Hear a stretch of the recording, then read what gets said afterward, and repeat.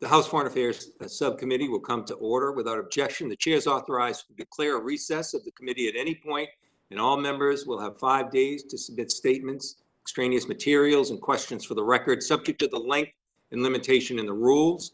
To insert something into the record, please have your staff email the previously mentioned address or contact full committee staff. Please keep your video function on at all times, even when you're not recognized by the chair. Members are responsible for muting and unmuting themselves, and please remember to mute yourself after you finish speaking. Consistent with House Res 965 and the accompanying regulation, staff will only mute members and witnesses as appropriate when they are not under recognition to eliminate background noise. We anticipate that there will be roll calls during this hearing. We intend to continue the hearing and ask members to come back after voting as quickly as possible, and we'll re-enter you into the queue where it's appropriate for you when that's done. I see that we do have a quorum present and will now recognize myself for an opening statement. Pursuant to notice, we're holding a hearing today entitled Restoration of the Transatlantic Dialogue, the Global Fight Against Climate Change. I'll now recognize myself for opening remarks. The results of climate change are varied, intertwined, and compounding, but together these consequences pose an existential threat to our very human community. As a result of climate change, already vulnerable communities have been subjected to increasing dangers and natural disasters, including intensifying droughts, heat waves, and as a result, fires. And at the same time, the melting of our polar ice caps have contributed to sea level rising, putting communities living close to the shorelines at increasing risk. Further, deforestation and unsafe city planning, coupled with climate change, have contributed to the spread of vector-borne diseases. And at home, Americans who are already economically and physically vulnerable have faced especially devastating setbacks and difficulties caused by fire, floods, and air pollution. These trends are just a snapshot in the landscape of consequences caused by climate change. All that being said, I can't underscore the following 3 tenets enough. First, urgency. Climate change is an existential global threat, and its negative impacts will only increase exponentially if we don't act now. Interdependency. Climate change is also a challenge that no one nation can fight alone. We can only succeed if the global community is united in our efforts to combat its damaging consequences. Third one is domestically. As one of the top contributors to carbon dioxide emissions in the world, and as a nation that continues to suffer from the grave impacts of climate change that threatens our health, prosperity, and national security, the United States must step up and act now. For these reasons, I'm proud that the Biden administration has made climate change a top priority in both our domestic and international efforts. They thoughtfully ensure that their policies always include a climate lens by installing experienced individuals in decision-making positions. Specifically, I commend the Biden administration for choosing Melanie Nakagawa as the National Security Director for Climate, and Secretary John Kerry as the United States' first presidential envoy for climate. In addition, I'm pleased to see the Biden administration is committed to including investments in clean energy technologies and jobs.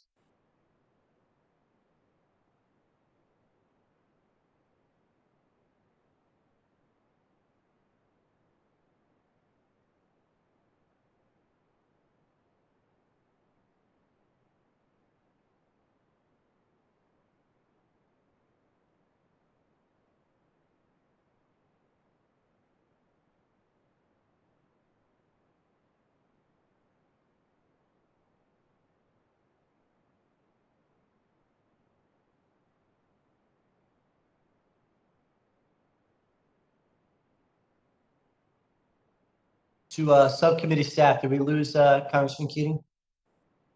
I'm gonna go into the other room. I think we might have lost him.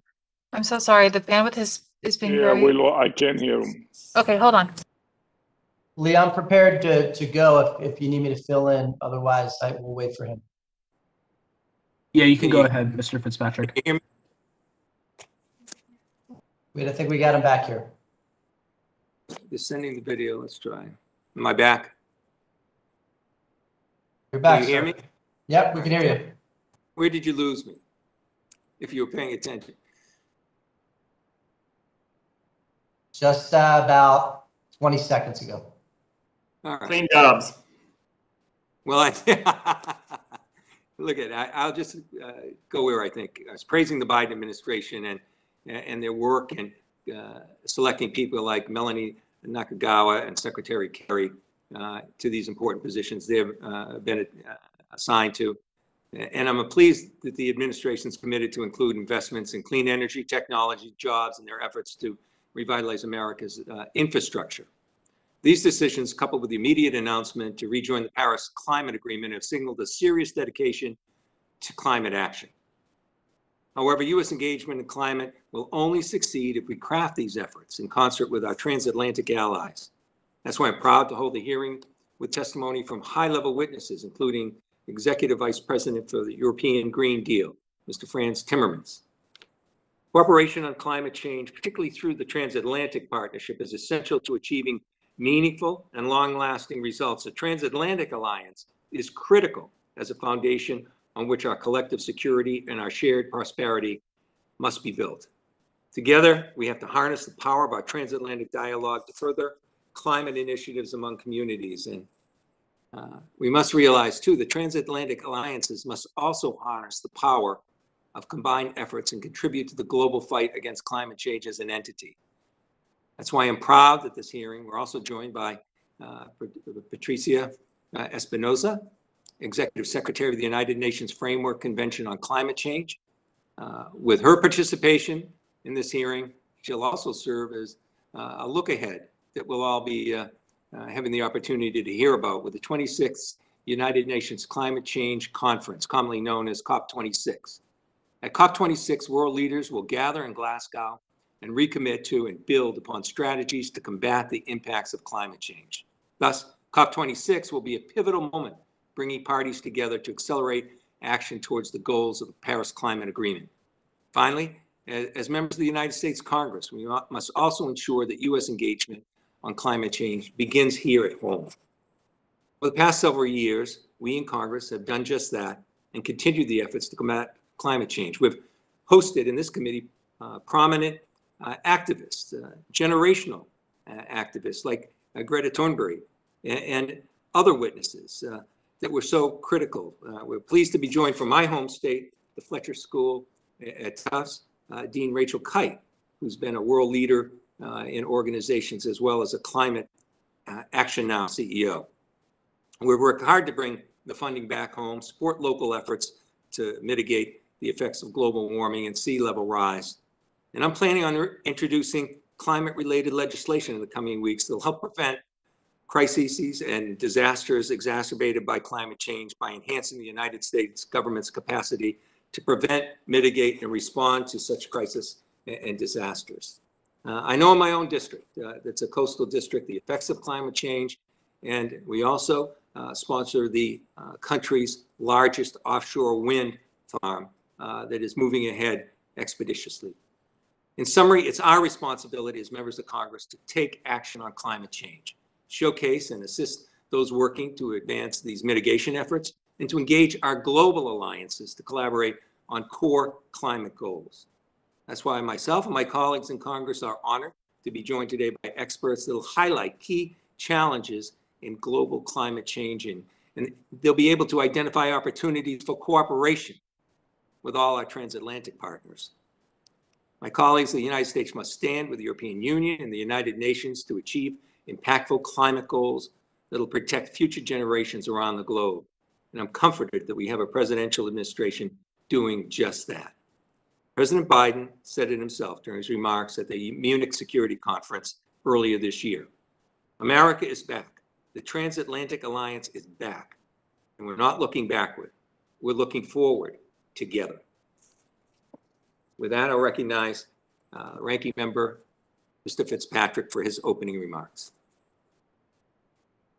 Good afternoon, and thank you, Chairman Keating, and thank you all, especially our esteemed witnesses, as we examine the climate agenda for the United States and its effect on our transatlantic partners. The United States and our allies across Europe have benefited greatly over the years through mutually promoting free and open societies, and pursuing policies that take the economy, the environment. Mr. Fitzpatrick, Yes, sir. we'll take a brief recess and pause the committee hearing until we have all our technical issues worked out with. Yes, sir.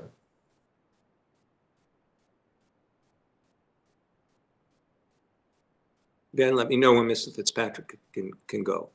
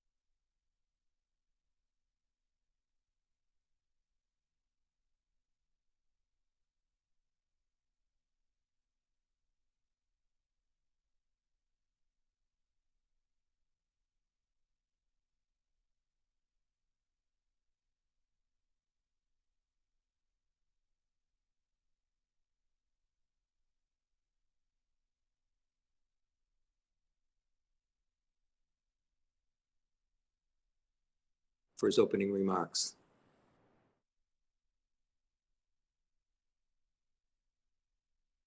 Again, to our panel of witnesses in analyzing the climate agenda, not just for us in the United States, but our transatlantic partners. And as we all know, the United States, but not just the U.S., our allies across Europe, we've all benefited over the years, mutually promoting free and open societies, pursuing policies that take our economy, the environment, and national security into consideration.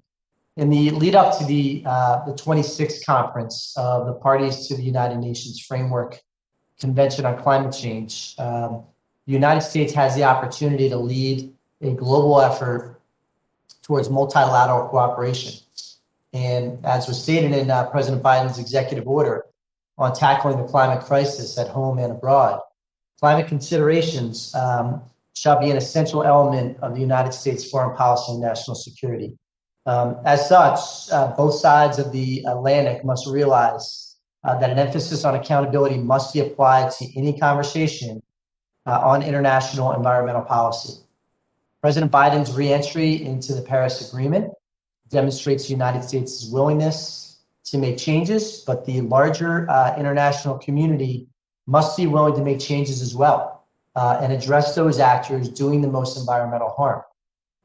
For example, significant consideration must be applied to the world's largest greenhouse gas emitter, China, that makes up nearly a third of the world's CO2 emissions.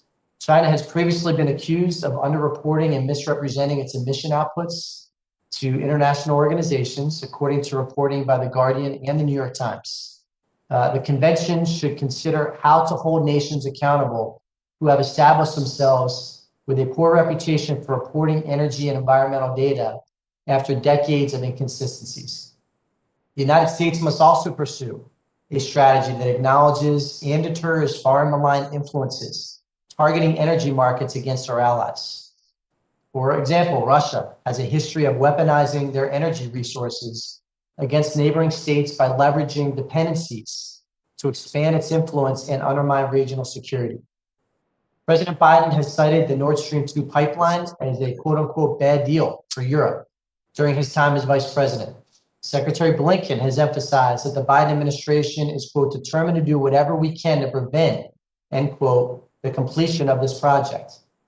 Following recent escalations of Russian aggression against our ally, Ukraine, the Biden administration imposed sanctions against Russia that unfortunately were missing considerations of Nord Stream 2. It is my hope that the administration takes the next logical step in defending our allies and partners by fully implementing the bipartisan Nord Stream 2 sanctions as required by law. Considering that 40% of European natural gas imports already come from Russia, and operational Nord Stream 2 solidifies Europe's reliance on natural gas from Russia and undercuts an entire region of allies.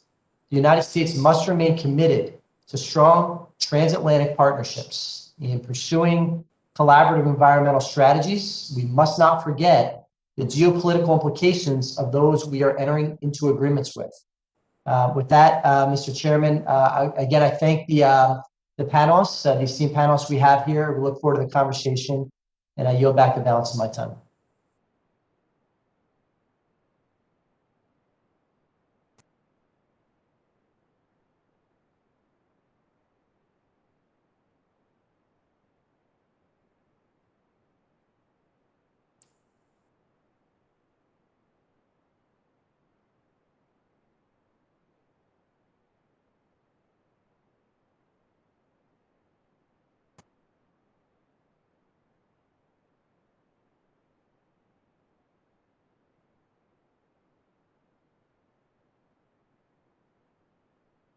Vice Chair Stanberg.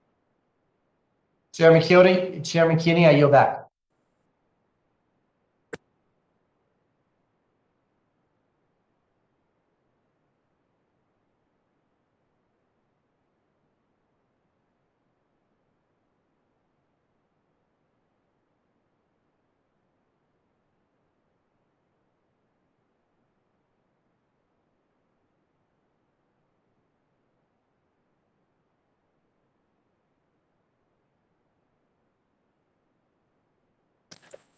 Sorry, y'all, we've never had such bandwidth issues before, so we're going to try to, we're just going to take a short recess again and just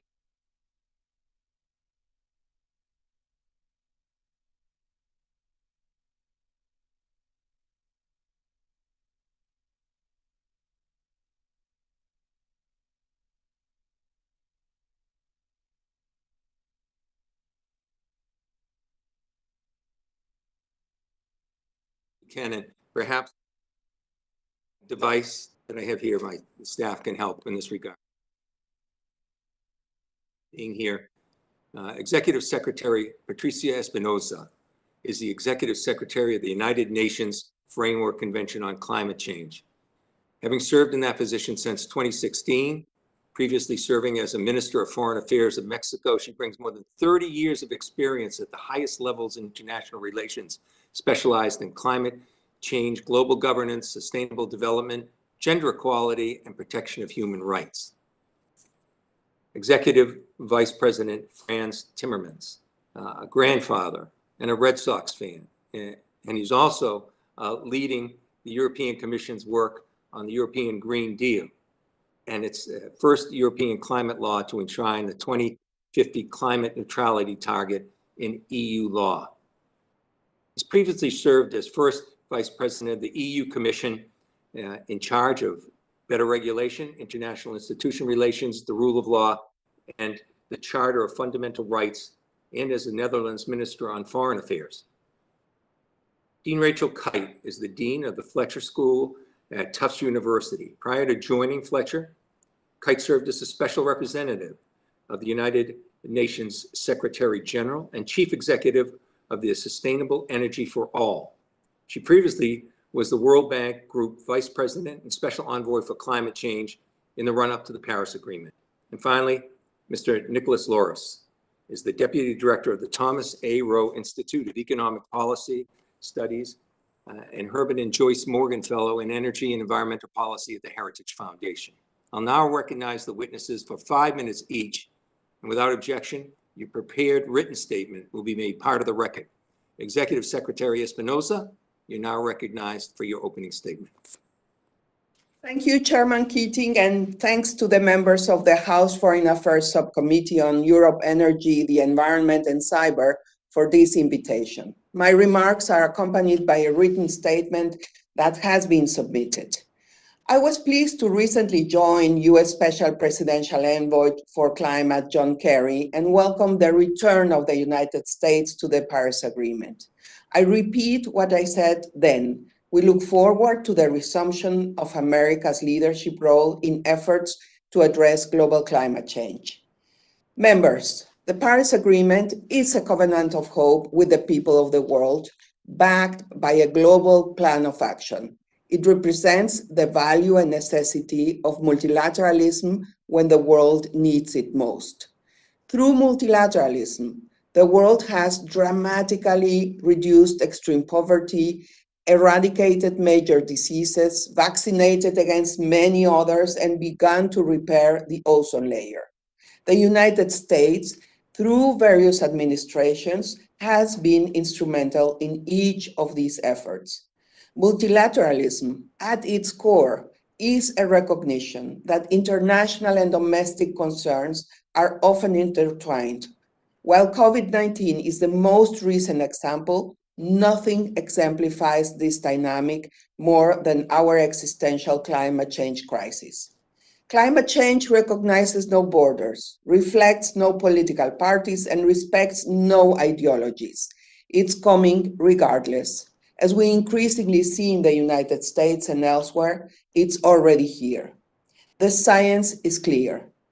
According to data compiled by the National Oceanic and Atmospheric Administration's National Centers for Environmental Information, the United States has experienced 291 weather and climate disasters since 1980. The total cost in this time period exceeded $1.9 trillion, a number that continues to grow. In 2020 alone, there were $22 billion disasters, the most on record. What science doesn't measure, misery does.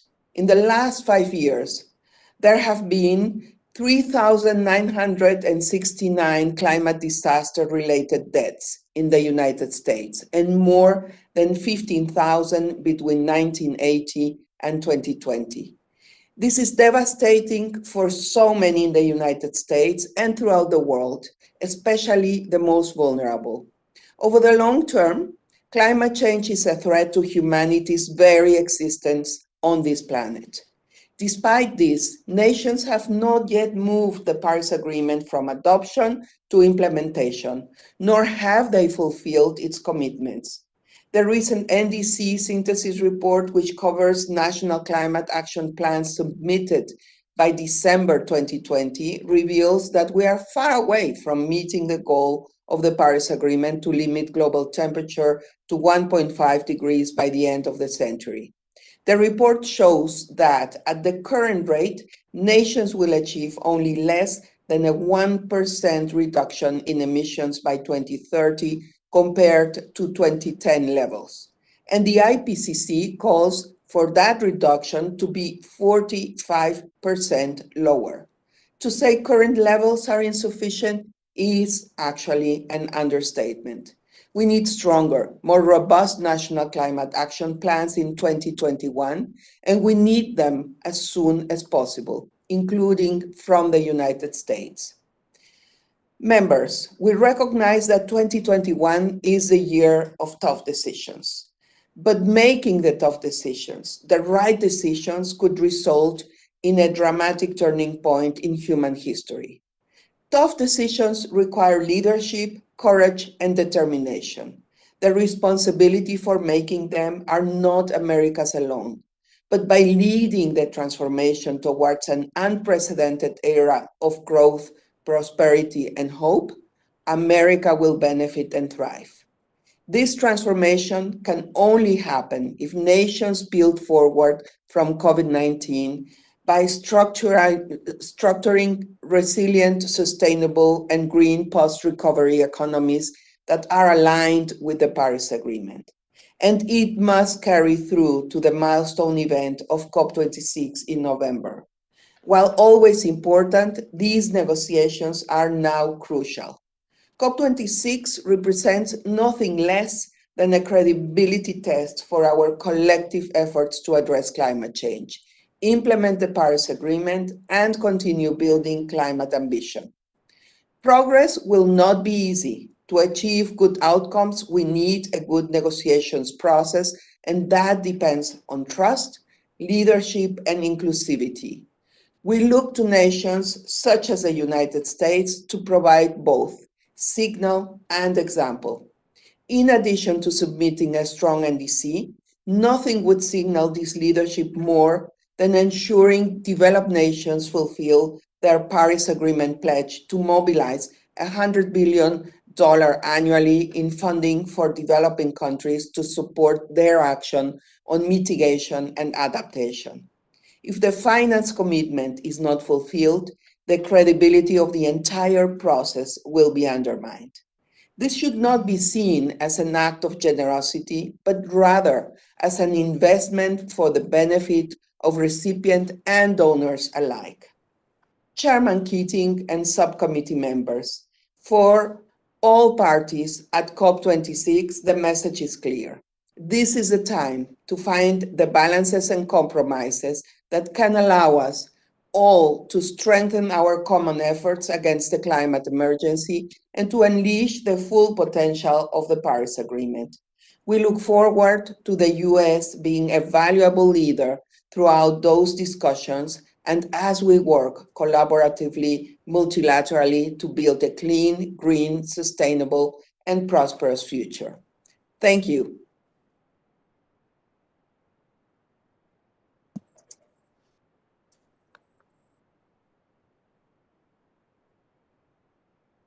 Thank you very Mr. Chairman, much. you're on mute. I know, we've had some technical problems. Thank you, Representative. I'll now recognize Executive Vice President Timmermans for his opening statement. Thank you for joining us. It's a great pleasure. It's great to see you, Chairman Keating, Ranking Member Fitzpatrick, distinguished members of the subcommittee. And I want to start by thanking you, Chairman Keating, for mentioning the Red Sox. I almost started singing Sweet Caroline here online, but I won't.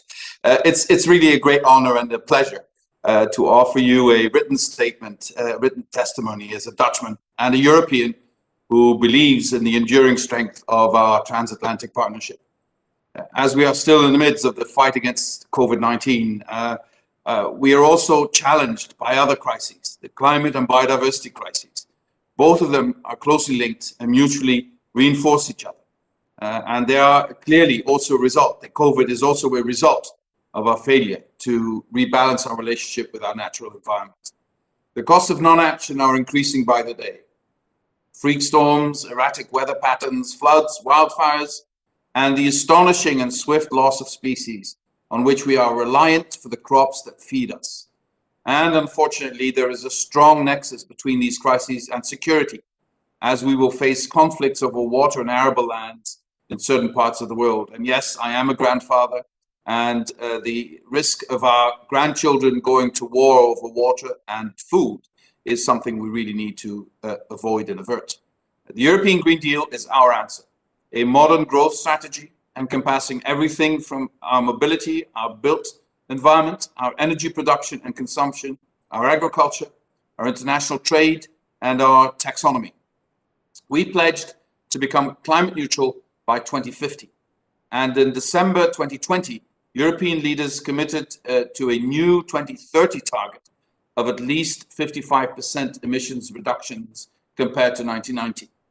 In the near term, approximately $800 billion of recovery and resilience facility is Europe's medium-term answer to the COVID-19 crisis.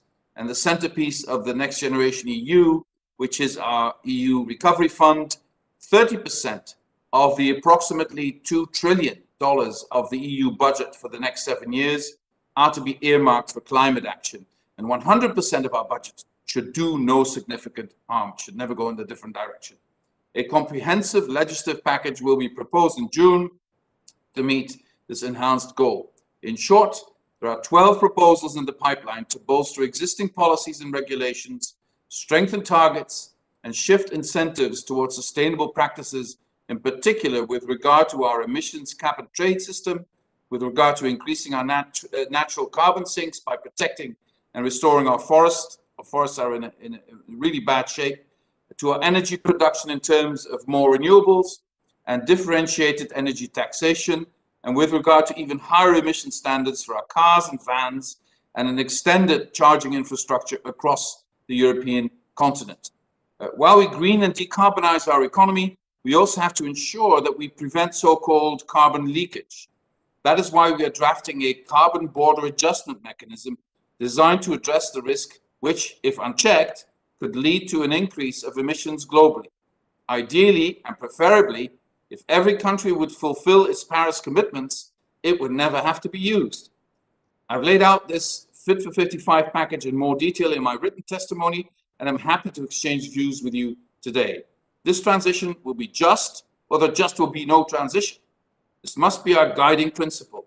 But that's why distributional issues will play a central role in the design of our policies, and I see this is also well understood on the other side of the Atlantic.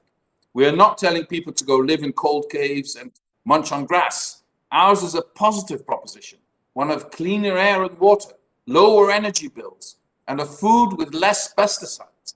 A proposition of a more resilient and inclusive economy for all, with local jobs that are not immediately outsourced, like the installation of homes and the installation of solar panels. COP15 on biodiversity in Kunming, China, this October, and COP26 on climate change in Glasgow, UK, this November, will tell us whether the world will finally show its determination and commitment to do what is necessary. We are more hopeful and optimistic of our success now that America is back. The appointment of Secretary Kerry as the President's Special Climate Envoy is the best sign that the US means business. And what John's been doing in the last couple of months is amazing and really gives us all a lot of hope. We're looking forward to working together with the Biden administration as well as with all of you in Congress. Our objective is nothing less than the health and well-being of our people, of our kids, and our grandkids. Thank you very much.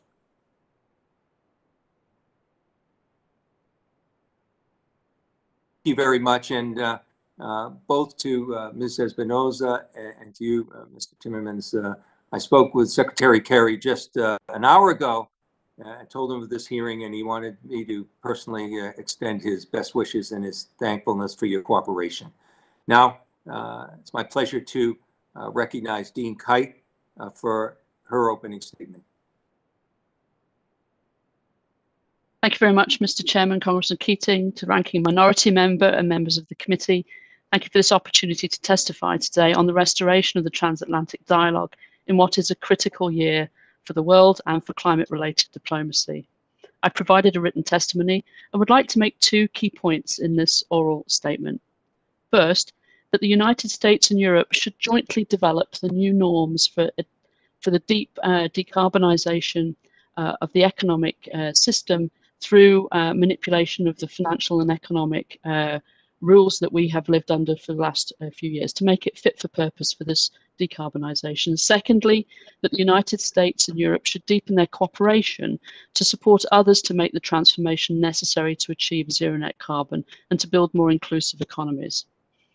However, as a preamble to both of these 2 points, we should all be clear, and I think we are, that the United States and the European Union must lead by example. The United States, with the European Union, must work vigorously together to ensure that they are driving their own economies towards the rapid emissions cuts we need this decade and drive towards zero net emissions by 2050. The Paris climate goal of limiting global warming to well below 2 degrees and striving for 1.5 degrees is unobtainable without this joint leadership. So to my first point, that the United States and Europe should jointly develop the new norms for the financial and economic system as we deeply decarbonize the global economy. As partners in creating the original rules-based international order, and to ensure everyone wins in this race to net zero, the United States and Europe now need to commit to developing new rules for an era of deep decarbonisation, adaptation and investment in resilience. They may invite others to join them in creating these new norms, building upon the desire for cooperation on climate change, despite growing tensions on issues of technology, security, human rights or trade with other partners. Discussions between China and Europe on aligning taxonomies and the recent communique between Secretary Kerry and the Chinese team on cooperation to address the climate crisis are welcome signs that this kind of modus operandi is possible. Specifically, the combined economic power of the United States and the European Union, with newly established norms for economic governance for the financial industry and for carbon-intensive industries, will act as a magnet for third countries and will spur their increased ambition. April 22nd, this week, offers an opportunity for the United States and the European Union to signal that they are prepared to lead a net zero carbon club and that they will align taxonomies for sustainable finance, mechanisms for the effective pricing of carbon, work together on carbon border adjustment mechanisms, set standards for carbon-intensive industries, and standards for new and emerging clean solutions, including, for example, those which will be job-rich on both sides of the Atlantic, including green hydrogen. Intensive work between now and the Finance Summit of the G20 in Venice in July could have a catalytic effect. The United States and Europe should also indicate that they will work to common standards for transparency in the carbon content of products and services and jointly problem solve. Joint outreach to the WTO can ensure that these norms and standards work as incentives and pulls on the international system for the benefit of low and middle income countries as well, and not act as barriers to trade finance and technology transfer. Secondly, the United States and Europe should deepen their cooperation to support others to make the transformation necessary. Cooperation between the United States, the European Union and the United Kingdom will be essential to develop the finance packages needed to spur mitigation and adaptation and resilience. This year, financing climate action involves squaring away the unmet promises of the pre-Paris Climate Agreement, specifically providing $100 billion a year by 2020. A promise made should be a promise kept. But there needs to be creative cooperation to provide substantial resources for adaptation and resilience, and to leverage at scale investment into clean infrastructure for developing countries. China, through its Belt and Road Initiative, has been a partner for many countries in building out energy infrastructure in recent years. China is under pressure, domestically and internationally, to green its investments. But at the same time, the United States and Europe need to come forward with plans and packages of financial system instruments, investment and know-how that provide a commensurate or a more comprehensive offer of support for countries that need to transition too. These are countries that did little to cause the crisis that we are all enduring, but are suffering perhaps most of all. And they are living in an unprecedented era of liquidity and debt crisis as a result of COVID-19. This is a critical element of leadership from the UK, the EU and the US for the G7 this year. To that extent, the US and Europe together should use their full voice and vote to insist that international financial institutions support transitions in all countries. Recent cooperation at the meetings of the IMF showed that this is possible, and there is much more to be done. In conclusion, all eyes are on the United States this week. Can the United States right-size its climate ambition in deeds as well as words? Can the United States, together with Europe, develop the rules and set the norms for managing climate risk in financial and economic systems, but also in so doing drive opportunity? And can the US and the EU enhance their cooperation for their own mutual benefit so that it benefits the rest of the world? For all our sakes, I hope that we do. Thank you very much. And the chair recognizes Mr. Loris for your opening statement. Well, thank you, Chairman. And I should first note that although I grew up in Representative Fitzpatrick's district, I'm actually a Red Sox fan myself. And I don't know if that makes me more enemies or friends in this hearing, but I thought I'd make note of it. It couldn't be left unsaid. So it's great to see the Sox in first and the Yanks in last right now. You're pandering to the chair. I am. I have to. These opportunities don't come that frequently to do so. So much for cooperation. Yeah. Well, Chairman Keating and Ranking Member Fitzpatrick and distinguished members of the subcommittee, thank you for this opportunity to discuss restoring the transatlantic dialogue in the fight against global climate change. My name is Nick Loris, and I'm the Deputy Director and Herbert and Joyce Morgan Fellow at the Heritage Foundation. And the views I express in this testimony are my own and should not be construed as representing any official position of the Heritage Foundation. A strong transatlantic relationship generates many important benefits for Americans and Europeans alike. A healthy partnership helps to raise standards of living and address common security threats. In the context of climate change and the environment, cooperation will drive innovation, reduce emissions, and help regions better adapt to a changing climate. As President Biden submits America's new nationally determined contribution for America's re-entry into the Paris Climate Agreement, I'd like to make 3 brief observations on where the U.S. policymakers should focus the dialogue. The first is on transparency and accountability, particularly with respect to China, the world's largest greenhouse gas emitter. China has previously underreported its coal use and thus underreported its CO2 emissions. In fact, the amount of coal generation China has planned or in development is about 6 times the amount of Germany's entire coal use. And last year, their mining output was the highest it's been in 5 years. Ramping up accountability and at the very least ensuring their data is objective and accurate should be a priority for any transatlantic discussion on climate. A second area of focus for dialogue is reducing barriers to the deployment of low carbon and emissions-free technologies. The reality is 90% of carbon dioxide emissions growth is set to come from countries outside the Organization for Economic Cooperation and Development. Consequently, to achieve any meaningful emissions reductions, policy reforms must unleash free enterprise so that it will be in these countries' self-interest to pursue such technologies to meet their growing energy and economic needs. Reform should focus on eliminating obstacles to investment, providing timely or permitting for new, cleaner energy projects, and reducing trade restrictions that stunt the adoption of more efficient technologies.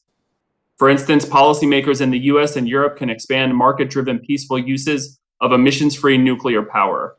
Coordination on the domestic and international regulations means companies in the US and elsewhere will not have to navigate through a complicated patchwork of requirements to build new reactors. A strong transatlantic partnership on nuclear will also help developing countries build out their commercial programs. Americans and Europeans can offer technical expertise, and government officials can work to ensure that nuclear programs are secure, meet non-proliferation objectives, and are not subject to the influence of hostile actors. A greener economic recovery should also cut red tape to expand renewable energy deployment and rely on market forces to address supply chain concerns. Wind, solar, and transmission developers in the US and Europe have both lamented overly complex and unnecessarily lengthy permitting timelines. Furthermore, encouraging more environmentally conscious extraction and processing of rare earths will diversify supply chains of critical minerals. Open markets are the key to ensure the pace of innovation, investment, and expansion of rare earth supplies will withstand any potential market manipulation attempts from China. Similarly, the liberalization of energy markets will reduce Russia's ability to manipulate natural gas supplies for political purposes, as they've done in the past. The US and European allies stand to receive substantial, long-lasting economic, environmental, and geopolitical benefits from more energy choice, whether it be nuclear, renewables, but also exported liquefied natural gas. US LNG exports provide a stable, affordable energy source for Europeans, but also a more climate-friendly one compared to several alternatives. In fact, a September 2019 study from the Department of Energy's National Energy Technology Laboratory analyzed the life cycle greenhouse gas emissions from US LNG exports. And in different scenarios of comparing US LNG shipped to European and Asian markets, when compared to coal use or Russian piped gas, the life cycle emissions from US LNG exports were lower. A third area of continued and expanded collaboration is on research and development. Knowledge sharing, scientific inquiry, and entrepreneurial drive are fundamental to solving the wide range of environmental challenges we face. A collaborative effort that harnesses the value of human ingenuity, our state-of-the-art research facilities, top-tier universities, and a permissionless innovation culture will help identify challenges and cost-effectively solve them. Ongoing cooperative efforts like ITER for fusion technology could help unlock groundbreaking zero-emissions fuel sources. Developing pathways to further engage the private sector to commercialize these technologies will help bring more transformative inventions from the lab to the market. In conclusion, a strong transatlantic relationship is critical to economic, national security, and environmental progress. Dialogue that bolsters accountability and consumer-centric policy reforms will best drive an economic recovery in response to the COVID-19 pandemic, and importantly, it will be the most effective path to driving down emissions. Thank you, and I look forward to your questions. Thank you very much. We'll now go to the question period.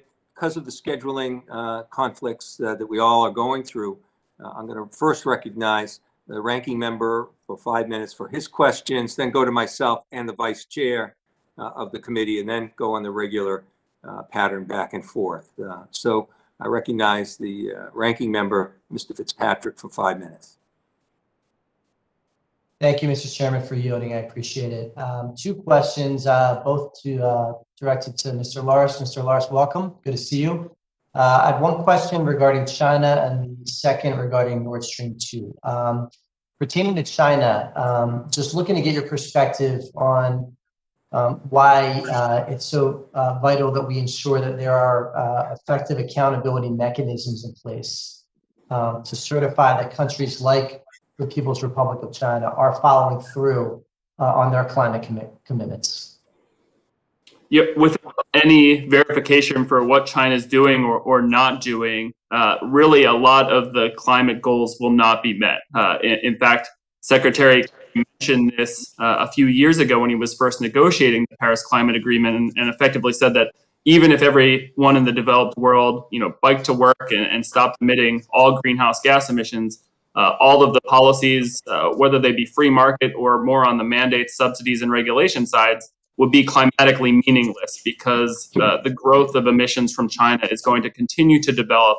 And even though they've paid some lip service to peaking their 2030 and trying to achieve net zero by 2060, actions speak louder than words. And given the fact that they've underreported a lot of their environmental problems, not just CO2 related, but as it pertains to air and water quality and soil degradation from some of their poor practices, it's fundamental to hold them accountable. Thank you, Mr. Loris. Secondly, Nord Stream 2, obviously China and Nord Stream 2 are 2 of my big priorities on the subcommittee, hopefully the subcommittee's in whole.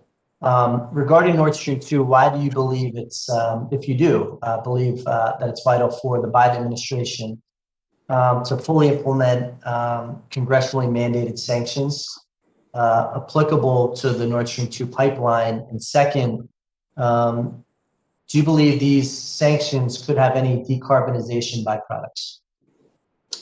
Yeah, thank you for the question. Yeah, certainly the amount of opposition to the project, whether it be in the United States from a bipartisan group of policymakers, but also overseas, there is a recent opposition in a Politico op-ed from foreign ministers from the Ukraine and Poland. Even coalitions within Germany and Austria and the Netherlands have opposed the pipeline. And my fear is that it continues to allow Russia to manipulate energy markets for political gain. And the fact that Russia accounted for 45% of the EU's natural gas imports is a lot, and this will only continue that dependence. And I do believe that it prevents opportunities for more emissions-free technology to replace those energy needs. Again, that could be U.S. LNG exported, as the Department of Energy study mentioned, but it also could be expanded nuclear or renewables. So I do believe in the sanctions. I do believe that the bipartisan opposition to Nord Stream 2 should pressure the Biden administration to use its tools as best as possible to prevent the finalization of this project. I appreciate your response, Mr. Loris. Mr. Chairman, I yield back, and thank you for accommodating. I'd like to thank the ranking member and recognize myself for a few questions. First, one of the complicating factors and one of the consequences, tragic consequences of climate change will be a proliferation of airborne diseases and the complications that are there. We're seeing living proof of that with the COVID-19 pandemic. With that in mind and the ambitious plan laid out by the EU in this respect. I'd like to ask Vice President Timmermans, how is the COVID-19 pandemic and its economic effects hindered at all your efforts? And if you can manage to get through, complications like that, you could do anything, I think. But how is it complicating matters? Well, in fact, it has helped us increase the sense of urgency that we need to change. Because, we haven't mentioned yet that we're also in the middle of an industrial revolution. So investments will be necessary. Now that we're mobilizing all this public and private finance to invest in restoring our economic strength, we better spend that on the economy of the future, not of the past. And that is the essence of the European Green Deal. It's not just about addressing the climate crisis. It's also about resetting our economy on a sustainable footing. So paradoxically, the COVID crisis has helped us because it has helped Europe overcome some of its inhibitions in terms of investment and loans. There's going to be green bonds now. There's going to be European level bonds. This was, for many countries like my own and Germany, anathema for many years. And the crisis has brought home the point that we now really need to invest. But we also know that if we don't invest in the right way, this money will be lost, and then our children will be burdened with a debt they cannot sustain. If we do it in the right way, the debt can be sustained. If we do it in the wrong way, we just increase our trouble. And that's why the Green Deal is seen, by and large, by all European nations as the way out of the crisis. It's interesting, too, the Biden administration's jobs bill, our infrastructure bill, is recognizing the same opportunity. We have an infrastructure that's aged, and this is an opportunity as an economic recovery from COVID to go forward and complement that with our green initiatives. There's going to be a lot of discussion about finger pointing one country and another country and who's doing more. I'm reminded last year when we had Greta Thunberg here as a witness, she was asked a question about China and their responsibilities and their pollution and how she could comprehend them continuing to do that when other nations might do more.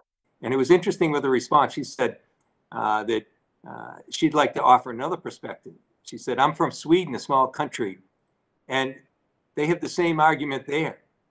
Why should they, as a small country, do anything? Just look at the US, they say. So there's this finger pointing that goes on about where we go. And I do agree with Mr. Loris in terms of the private sector having a major role in this. But I also know we have to get beyond this as well. So I'd like to ask Ms. Espinosa, from the UN's perspective, how can we get beyond these kind of finger pointing and get us all moving in the same direction? It is an issue. You'll hear it today in the hearing. What can we do other than recognize that we have self-interest abounding in this issue? What can we do to help facilitate that cooperation rather than just a race to the bottom, pointing fingers at people that may not be meeting their requirements? Chairman Keating, thank you. Thank you for this question. I think it really addresses the central issue about multilateralism, which is to recognize that self-interest, national interests are so closely interlinked with international issues, with global issues. And in this case, the pandemic, but also the climate emergency are very clear examples. There is no way nobody will escape of the climate crisis unless we really all together address it. And I think this has to do with the way that the world has developed. It is true, when the multilateral system was established and when we built all those international legal frameworks, the world was completely different. And I think there was this sense that we, in some place of the world, could be better off than the others, that whatever happened in that other part of the world would not affect us. Well, that is not the reality now.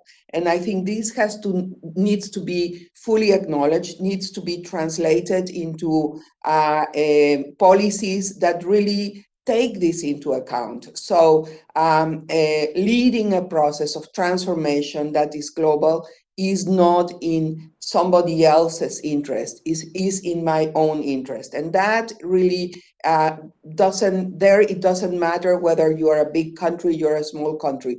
Of course, in this case, regarding the climate emergency and regarding the contribution to emissions that the different countries have, there are diverse levels of responsibility and there are different ways to contribute. But the main point to overcome, as you say, this finger pointing, which at the end does not allow us to move forward, is to really understand this. It's not about the others, it's about us, our own national and self-interest. Yeah, it's not about finger pointing, it's about a circular firing squad, given the effects of climate change and also Ms. Kyte's distinction with emerging countries, and what she said was important as well. I would like to now recognize the Vice Chair of the Committee, Representative Spanberger, for her 5 minutes of questioning. Then we'll go to Mr. Mast in order. Thank you very much, Mr. Chairman. I am really appreciative of our witnesses for being here today. I thank you for joining this subcommittee hearing. It is important to engage in discussions on multinational approaches to addressing the climate crisis, which, as has been mentioned, represents a significant economic and security threat. So I have a couple questions that I'd like to begin with.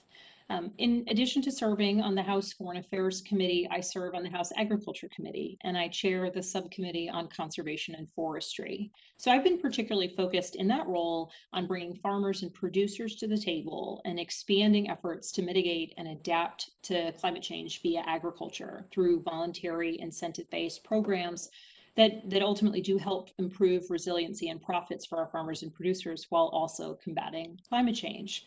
So my first question I'd like to direct to you, Executive Vice President Timmermans.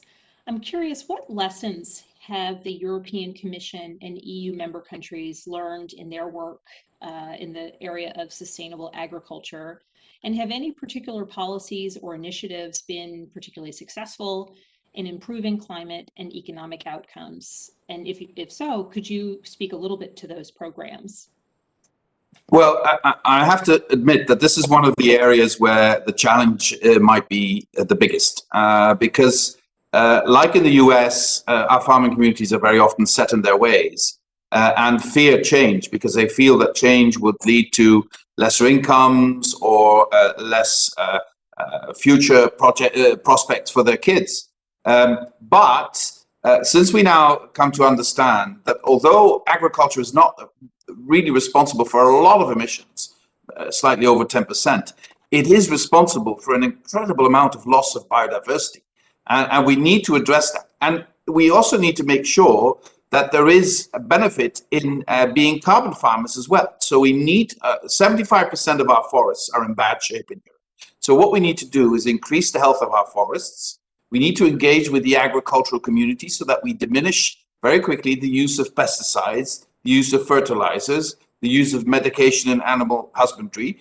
We've presented a number of plans for that. Our biodiversity strategy encompasses some of those plans. And then we've also launched a plan that we call From Farm to Fork, where we address the whole food chain, not just the ones producing the food, but also the ones buying the food and everyone in between, so that we create more fair pricing for the food, that we inform citizens better on what the quality of the food is they buy, that we try and create new markets and increase the levels of production of bio foods and sustainable food. This is what we're doing. You know, the problem with our common agricultural policy, as I said, was set in its ways. But today, 80% of the money goes to 20% of the farms. And that's just not right. Too many of our farming communities are struggling, are not getting the support they need. We need to refocus on supporting especially the people working on the farms and not the big landowners and not the agro industry. So that's the change we're proposing. I have to admit it's not going as fast as I would like. There's a lot of resistance, as you can understand, and you know that from your own country as well. But I think we're moving in the right direction, although it could be at a higher speed, if you would ask me. Thank you for that. And I'm curious, for Executive Secretary Espinosa, the UNFCCC has also helped facilitate cooperation focused on the intersections of agriculture and climate change. So I'm curious if there's any lessons to share from these efforts, if there's any place where the international community can really improve cooperation on these issues to benefit farmers and producers and create real economic opportunity, address food insecurity, improve resiliency and sustainability. Thank you very much. Well, I have to say that in our process, we have been focusing much more in the development of the general framework, you know, the general guidelines on what countries should be doing. It took a long time until we really got a work program on agriculture, on smart agriculture. That's the Coronivia framework on agriculture that we have just approved 3 years ago. So there, the intention is precisely to be able to have a forum where people can exchange views, and how here I would like to also underline that for us what is very important is that agriculture is included also in the nationally determined contribution, in the national climate plans as a whole, as part of that very deep transformation that needs to happen. But we do understand, and here, of course, we have been focusing on the reality in the US, the reality in Europe. But imagine then when we go to countries like Africa, Asia, Latin America. So it is really very, very diverse. But I think that the important point is that I would say that in our conversation, agriculture and the use of soil has become one of the issues where people understand there are a lot of opportunities and a lot of challenges. In my view, we need to take bold decisions with determination, try to help people overcome the fear to change, and of course, yes, ensure that we do a just transition. We also recognize that this transition is not going to happen from one day to the next, that it will take some time. But what is important is that we put in place, and we take the decisions and put in place the measures to start it. Thank you very much. Across my district in Central Virginia, we see a lot of enthusiasm for these voluntary programs that really do benefit the farmers, but also our climate. So thank you very much, Mr. Chairman. I yield back. Thank you. The chair recognizes Representative Mast, 5 minutes. Representative Mast. Yep. Thank you, Mr. Chairman. I appreciate the time. Thank you to our witnesses for your testimony. I enjoyed hearing them and reading them as well. Ms. Espinosa, this really goes to a question of protocol and getting to the right place for the United States of America through the right protocol in order to be a good partner in the world of climate. Just out of curiosity, do you know right off the bat what the UNFCCC's website, do you know how you describe the Paris Climate Accord? Do you know what the first sentence says offhand? I'm afraid I cannot tell it to you by heart, but if you help me. I'm happy to. It says this, it begins, this is the first sentence. The Paris Agreement is a legally binding international treaty on climate change. Correct. And I would just like to have your opinion about whether you believe the United States Senate should seek to ratify this as we do treaties, as our Constitution calls for here in the United States. Well, first of all, as you may imagine, as a UN official, it is really not my role to make any opinions on internal procedures that pertain to one particular member state. What I would like to say is that in these almost 200 members of the Paris Agreement and of the Convention and before the Kyoto Protocol, there are many different procedures to become a party to it. And so this is really an area that lies within the national authorities in each of those countries. Yes, ma'am. And I can respect your not wanting to weigh into the domestic policies of each and every nation, but certainly as your role within the UNFCCC, you would acknowledge your procedures should be followed, correct? I would not to put your procedures.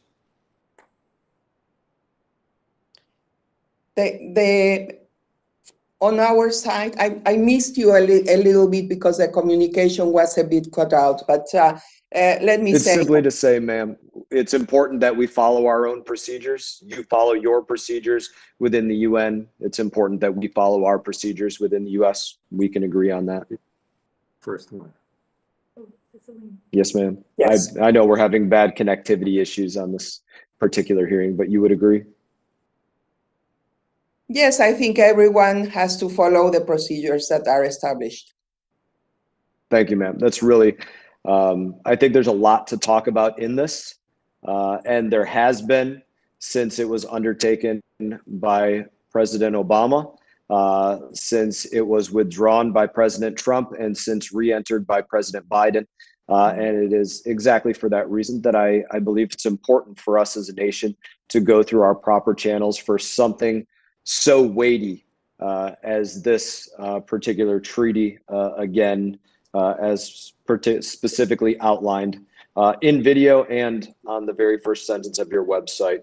The Paris Agreement is a legally binding international treaty on climate change. And I appreciate your respect of the fact that we should be following our procedures as you should be following yours. And in that, I will yield back. Thank you, Representative. The chair recognizes Representative Cicilline for 5 minutes.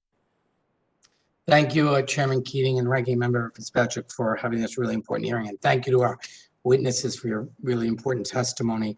I want to just start with Ms. Kyte. You know, it's very exciting to have a president and administration that is not only serious about taking on this urgent existential threat of climate change, but re-engaging with the international community in this critical work. And the Biden administration has obviously announced plans and rejoined, of course, immediately the Paris Climate Agreement, but also released a framework of an infrastructure plan that has a particularly green focus to it. And the goal of net zero emissions by or before 2050 is an objective that the administration has adopted. And I'm wondering whether you have a view as to whether or not what is contained in the administration's early description of their investments in the American Jobs Plan and the infrastructure bill are sufficient to get us to that goal.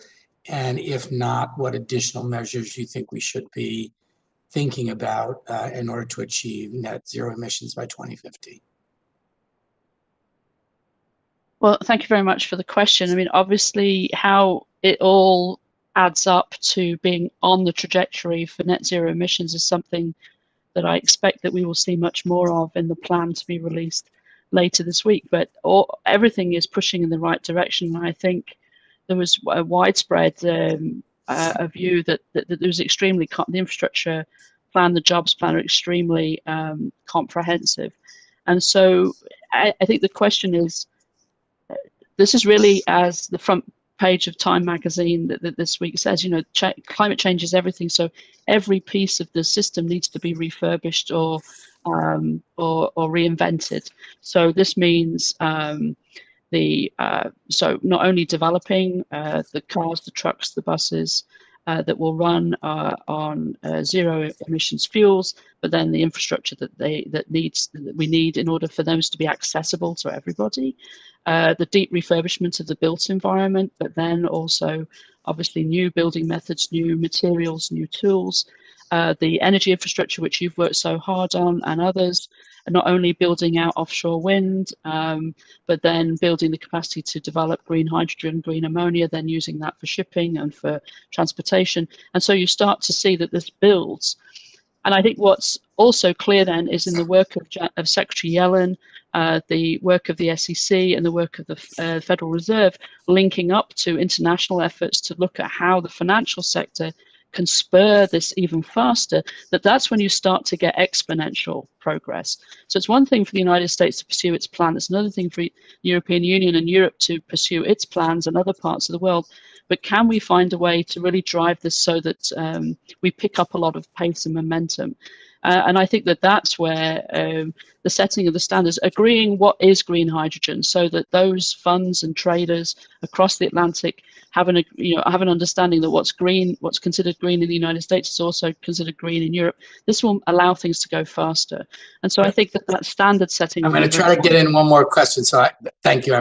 Thank you. I think that's particularly helpful. Executive Vice President Timmermans, one of the issues that I think is particularly important to many of us is this importance of achieving equity and inclusion as we think about our work in this space. And I'm wondering if you can speak to kind of what the European Union has done in this regard, what we might learn, particularly if you would speak a little bit about the transition fund, but also how we can work in this Transatlantic alliance to be sure that we're getting this work done, but that we're being very sensitive to those other objectives of doing it in an equitable way and an inclusive way, particularly when you think about the impact of climate change on, particularly hard-hit communities of color, et cetera.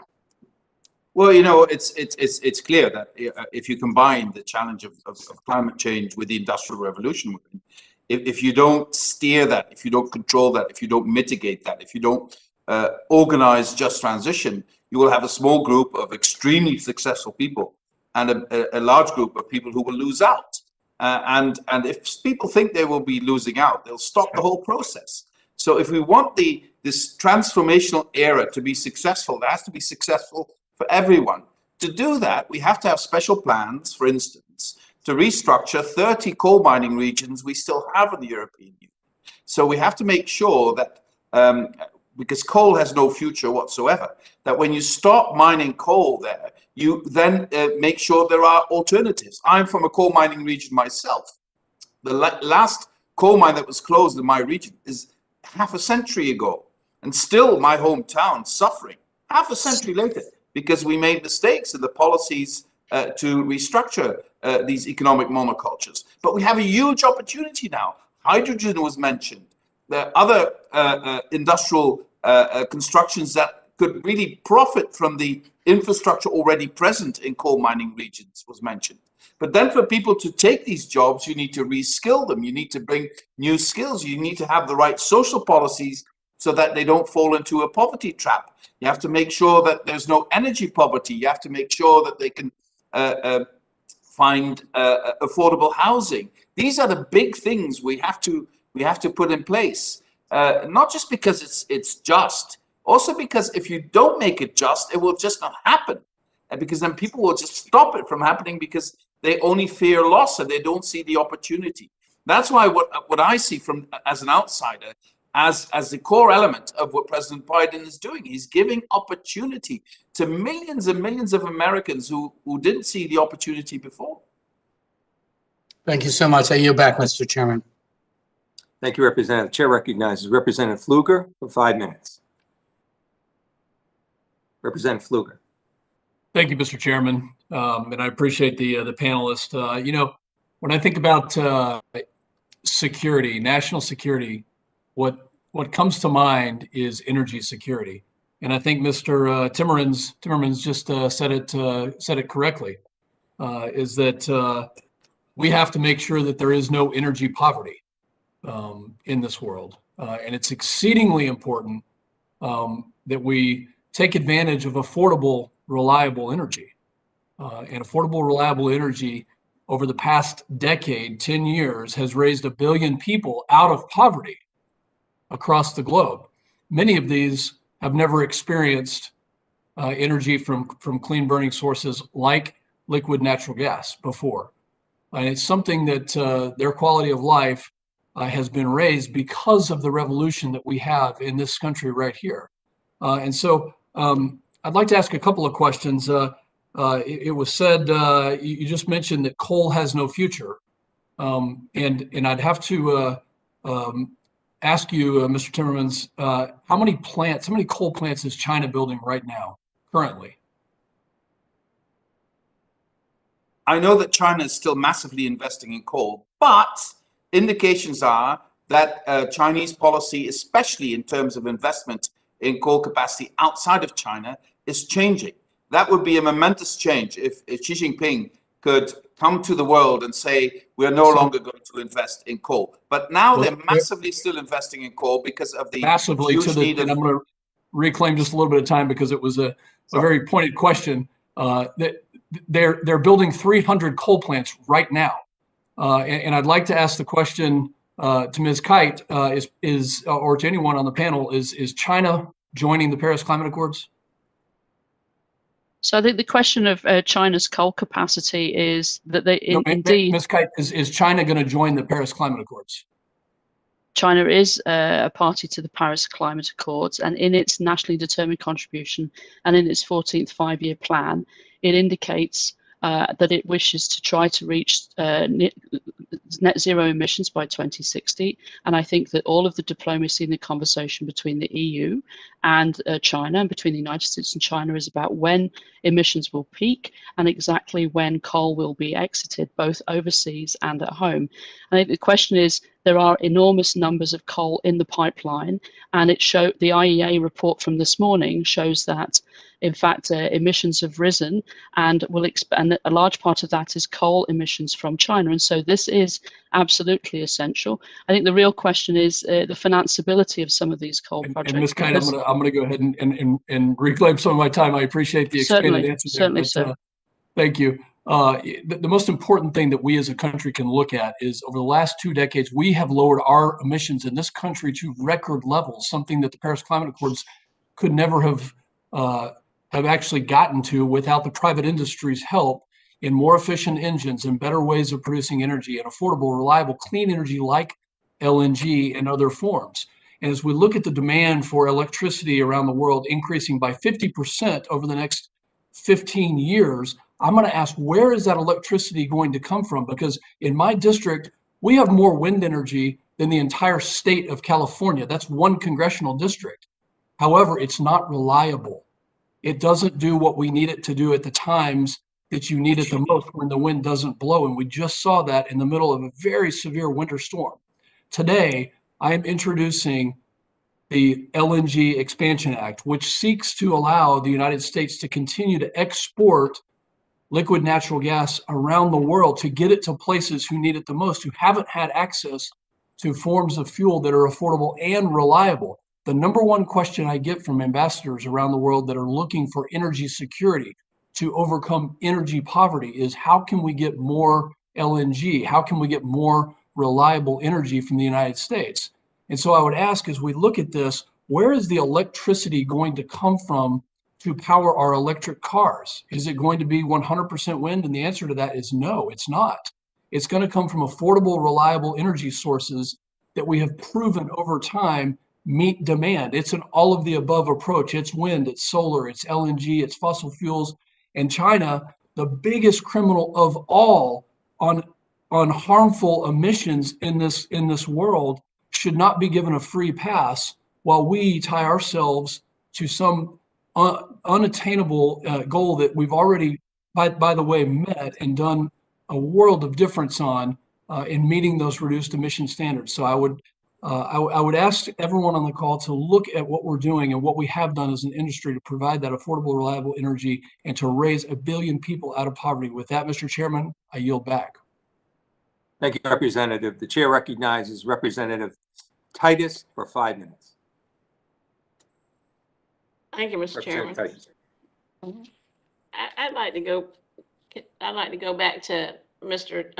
Timmermans' comments. We're talking about the opportunities that Joe Biden's administration and energy plans offer to people. As we begin to re-engage with the rest of the world on these issues, whether it's the Paris Accord or going to Scotland, I just wonder if the last 4 years of negligence and insult and rolling back of things has made the world skeptical of what the United States is really willing to do. Is there some background work that we can do to bring them over again for when the Biden administration puts these plans forth so they'll trust us after the way they've been treated and the way we viewed this issue under the Trump administration?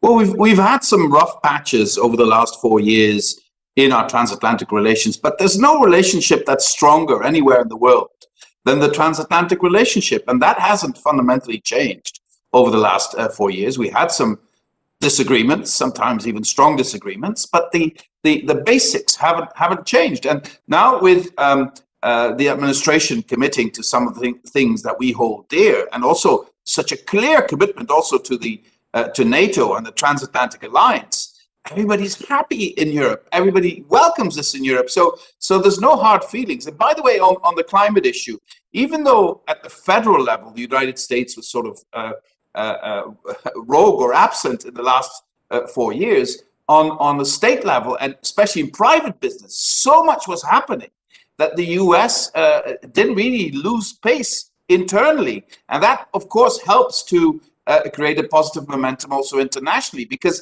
in this area, in this field, the only credibility you have is based on what you're doing at home. Whatever nice speeches you do abroad, whatever nice commitments you enter into, you will be held accountable for what you're doing at home.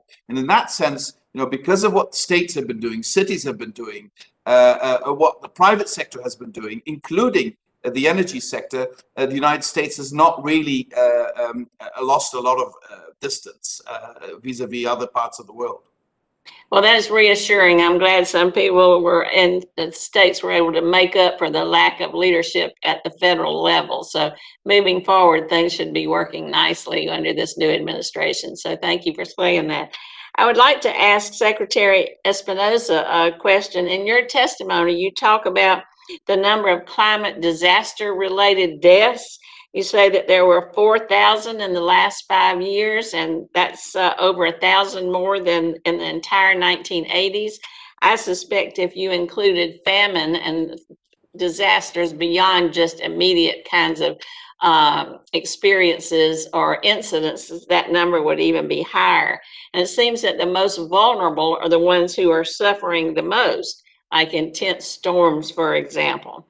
I wonder if you would talk about how the U.S. and the EU can assist those who are the most vulnerable, and if climate change's impact on human rights is a basic issue that we should be concerned about. What can we do to hold those accountable who aren't recognizing that fact?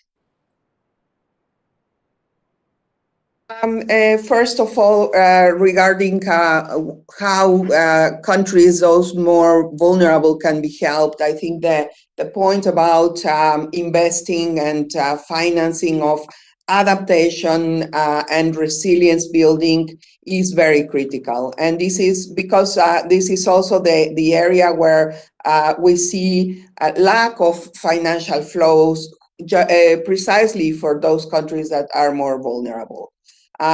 We have within the Green Climate Fund, for example, we have established a goal of 50% adaptation finance. That is not being fulfilled right now. Just a few days ago, or maybe a couple of weeks ago, Secretary General Guterres was saying that of all climate finance, only 20% is going to adaptation. So I think this is a very, very important area that needs to be addressed. And I think this should be addressed also in the framework of what Rachel Kyte was saying about the need to really look at the whole international financial infrastructure to align it to these sustainability goals that we have and net zero low emissions economy.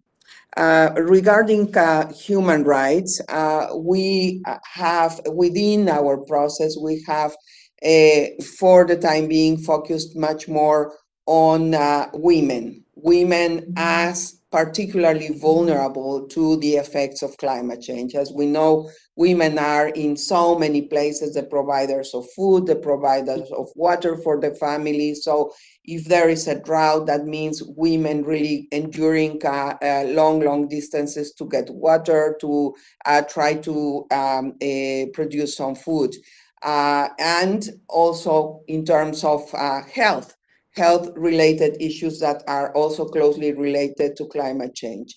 So yes, one of the things that we are now trying to do is encouraging countries to include these issues within their national climate plans and policies, so that they are really embedded, not like like a side issue that is addressed somehow, but really as part of the overall plan. I think this is a way to do it, and there, of course, many countries have very little capacity to put those national climate plans in place. And then we have, of course, the challenge of financing the implementation of those national climate plans. Thank you very much. Thank you, Mr. Chairman. That's helpful. Thank you, Representative. Chair now recognizes Representative Meyer for 5 minutes. Thank you, Mr. Chairman, and thank you to our experts today for joining us. I want to go back to some remarks that the ranking member made, and specifically he had some questions that were addressed to Mr. Loris around Nord Stream 2, around the diversification of the European Union's energy sources and concerns about Russia.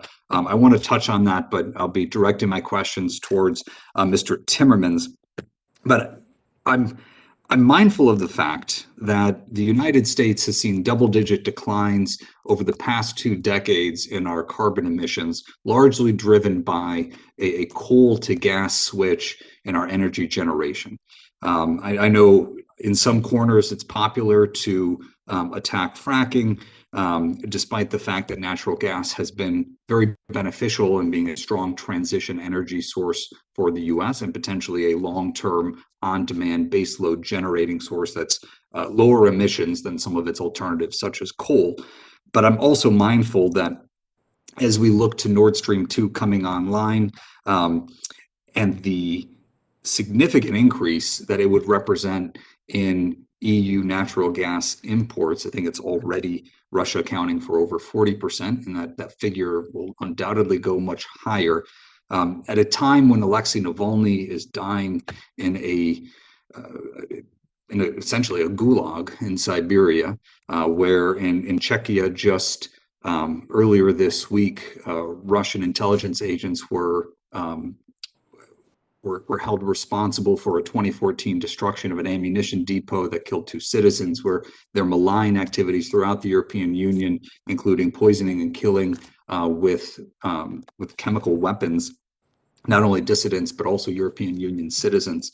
At a time when we're seeing that level of aggression, where Russian troops are massing on Ukraine's border, despite their increasing destabilization of the Donbass and their refusal to acknowledge or heed international calls around the annexation of Crimea. At this point in that tension, we've been talking a lot about diversification of energy production sources. And I'm a strong proponent of renewable energy. I wish there was a greater acknowledgement of nuclear's productive capabilities and how it can feed into a low carbon or no carbon, all of the above energy strategy. But I want to focus this question with Mr. Timmermans.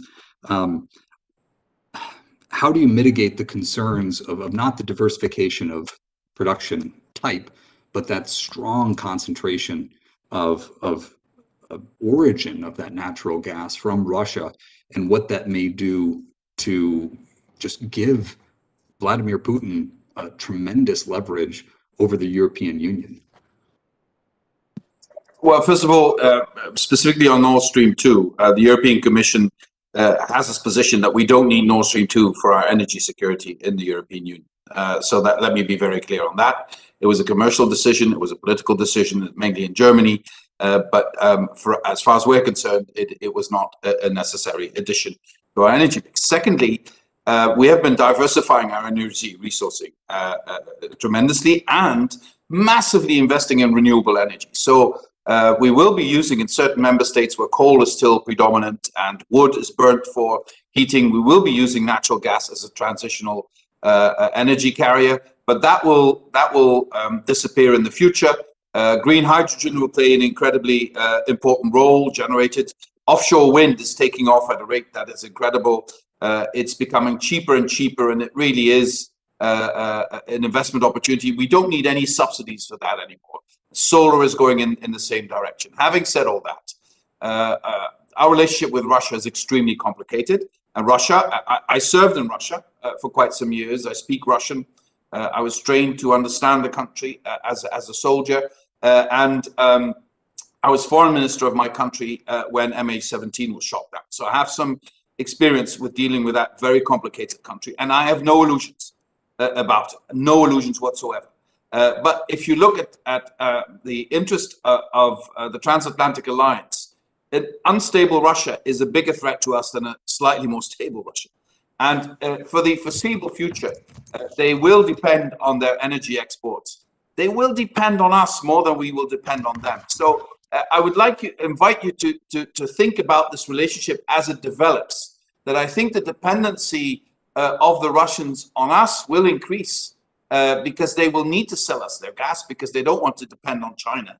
That's the last thing they want. So, and then at the same time, we will be decarbonizing our energy resourcing. So yes, I see the problem you're addressing today. I also see the vulnerabilities because of different opinions within the European Union about our relationship with Russia. Some are very, very cozy with the Russians in the European Union. I have to admit that. But I also see that in the longer term, the bigger problem will be in Russia because their economy, which is completely based on the extraction of natural resources and selling that abroad, will have to undergo a fundamental transformation if they want to address the challenges that we're facing also in the Industrial Revolution and with the climate crisis. Dankjewel, meneer Timmermans. And with that, Mr. Chairman, I yield back. I saw your name, and I know we share a legacy. Thank you. Yeah, thank you, Representative. The chair now recognizes Representative Costa for 5 minutes.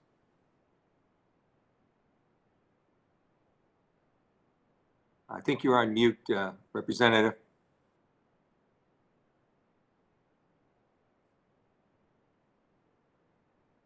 See if you're on audio now. How about now? Okay, yes. Okay, Representative Costa. Down to 15%, so it wouldn't let me unmute. I'll be quick. Anyway, thank you, Mr. Chairman, for this important hearing and for our panel. I want to follow up on some of the questions that have been touched upon. But when we talk about the similarities and the challenges facing the European Union and the United States in seeking reduction of greenhouse gas emissions, what do you think are some of the key differences, since both of you have a perspective of both the US and the EU in your view? And what do you think is the greatest opportunity for a more robust cooperation between the EU and the United States?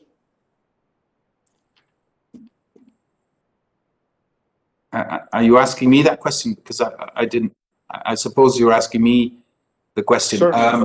What I would see as the biggest similarity actually is the values we share. Because the way our people want to live is so much more comparable if we look at a transatlantic relationship than with any other part of the world, I would argue. The dissimilarities are, of course, that the United States is an energy producing and exporting country, fossil fuel energy producing and exporting country, which comes with other challenges than a continent like Europe, where we are mainly importers of energy, especially when coal is disappearing. We will become increasingly importers of energy. That is a different starting position. But that doesn't mean we can't create synergies from these different starting positions I think some of the choices we will be making in the future are absolutely comparable. If I see what's happening on green hydrogen in the US, if I see what's happening on offshore wind in the US, if I see what's happening on creating a circular economy in the US, the developments across the Atlantic are very much comparable, and we could really create synergies that would be compelling on other parts of the world to go into the same direction. Well, that's why it's so important that the federal government is on the same page with us now. And I agree, and you didn't mention, but it's obvious that we both subscribe to a rules-based economy, which allows you to use incentives in ways that can promote good, best management practices. In addition to that, the EU and the United States still comprise about half the world's economy, which allows us to, I think, set the rules. I also want to follow up on my colleague, Congresswoman Spangler's comment about we both serve on the Ag Committee, and I chair the Transatlantic Legislators Dialogue. But you noted the farm to fork policy in reducing greenhouse gases and the agricultural practices of the United States. We've done a great deal. I'm from California in terms of the last 10 years. But in all things ag related between the EU and the United States, there seems to be a disconnect. And I think it's politics primarily. And you noted in terms of your own comments about the fear of change. Farmers, I'm a third generation farmer. I understand the fear of change. I don't farm the same way my parents farmed for a lot of reasons. But I always thought if you could get the policy committees within the EU Parliament together with our policy committees here in the Congress, maybe we might get past the politics that we all reflect and represent in terms of meaningful ways to overcome them as it relates to this farm to fork policy. I'd like your thoughts. Well, I think, if you go back to basics, we will have to feed about 10 billion people in the future, and we will have to feed them within planetary boundaries, with limited resources, with a huge threat to our biodiversity, with a lack of water in many places. We have to rethink the way we produce our food on a global scale. And I don't see why we could not do this together with the United States. Our subsidy system is different. And because it is different, it has always caused so many conflicts between us. But if you look beyond the subsidy system and what is essential for the future of agriculture, we should have a meeting of minds here. And food is a national security issue, whether it be in Europe or whether it be in the United States. And the planet had 1.7 billion 200 years ago. We have over 7 billion people today. By the middle of the century, we're going to have 9 billion, close to the 10 you noted. And so sustainability is, I think, the central focus of this effort in light of climate change. And we have water problems in California all the time. And it's only going to make the challenge more severe. My time's run out, but this is something I'd like to continue to have a conversation with you as we work with our European allies in the Parliament. Yeah, thank you, Representative. And it certainly is something that worthy of dialogue in the Transatlantic Legislators Dialogue, so that you chair. So thank you for your work there, and thank you, Representative. Now, I recognize Representative Tenney for 5 minutes. Thank you, Chairman Keating, and I want to say thank you also to Ranking Member Brian Fitzpatrick for convening this hearing, and for our witnesses and the comprehensive testimonies that we're hearing today. And I think it's an important issue, and we need to continue to work with our transatlantic partners on the resilience and the impacts of climate. In doing so, I think that we also have to have a realistic approach backed by results and show that open and free markets can well lead to innovation and increased prosperity, lesser emissions, and also more security for our energy sources. And I think, and I look back just in my own district, as we look to tackling some of the climate issues, we have to ensure that we have a level playing field that benefits and protects U.S. interests, and also my district in New York State. I want to ask my first question to Mr. Loris, and I just really need to, I'd love to just get your view on the Chinese Communist Party dominates a significant portion of our critical mineral supply chain. What are the implications for renewable energy technologies if access to these critical minerals becomes limited? And what steps maybe would you suggest that we need to take to ensure that the United States actually retains access to those critical minerals domestically and abroad, and even in some cases, some of the rare earth metals that are processed, found in the United States, processed in China, and brought back here? Well, thank you for the question. It's certainly an important one, and the diversification of those markets is vitally important for the future of renewables, the future of battery technologies, and consequently electric vehicles. You know, we saw China attempt to manipulate markets against the Japanese in 2010, and when prices rise, markets diversified, and that's what happens when you have price signals. You're going to have a response from the private sector. We need to make sure that we have the right environmental reviews and permitting processes in place, so when the market does want to diversify, whether that's through the extraction and processing of rare earth minerals, that they can build these plants in a timely manner. And fortunately, we're seeing some of that investment already in the United States, and that's great. And so I think it's important for two critical reasons. One is so that China can't attempt to manipulate markets as they've done it in the past. But two, thinking through the climate benefits of these technologies, we really need to have a full understanding of what the life cycle emissions look like. So it's important to think about where the mining and extraction of some of these minerals come from right now, like the Democratic Republic of Congo.